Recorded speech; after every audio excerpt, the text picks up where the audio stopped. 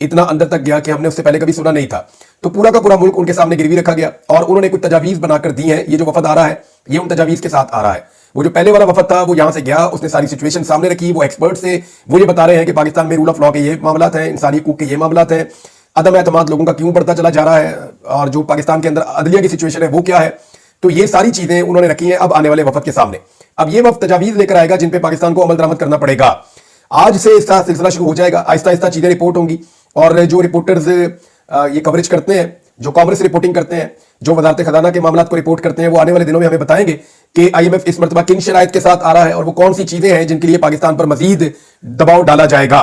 बहरहाल ये IMF का वफद जो है ये पाकिस्तान आज से काम शुरू कर रहा है, 14 मार्च तक काम करेगा। उसके बाद इन्हीं के अगली किस्त के ऊपर इन्हिसार है कि पाकिस्तान अपना आने वाला बजट कैसा पेश करता है। देखिए, पाकिस्तान की हुकूमत एक नया बजट बनाने जा रही है।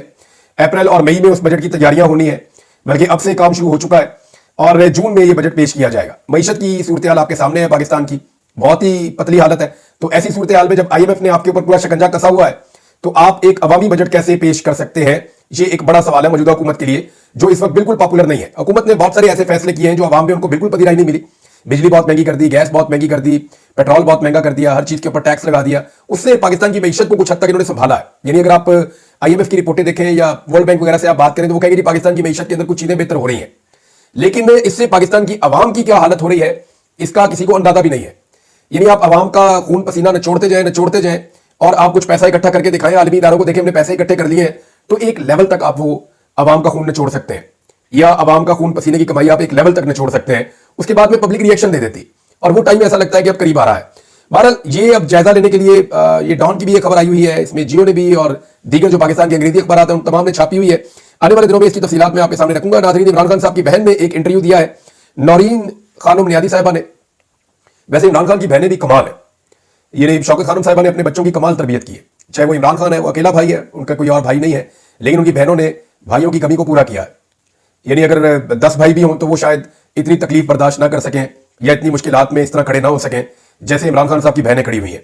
अब डॉक्टर नौरीन खानम नियादी साहिबा जो है ये हसान नियादी की वालदा भी है। इनका अपना बेटा इस वक्त 2 साल से बंद है, पहले मिलिट्री कस्टडी में था, वहां से उसको 10 साल की सजा सुनाई गई। अब इनका बेटा जो है वो जेल के अंदर बंद है और वहां तकलीफ बर्दाश्त कर रहा है। लेकिन मैं इनका इंटरव्यू सुन रहा था हसनैन रफीक साहब के साथ, और हसनैन साहब जो है वो नया पाकिस्तान वाले हैं, उन्होंने इनका बड़ा अच्छा इंटरव्यू किया।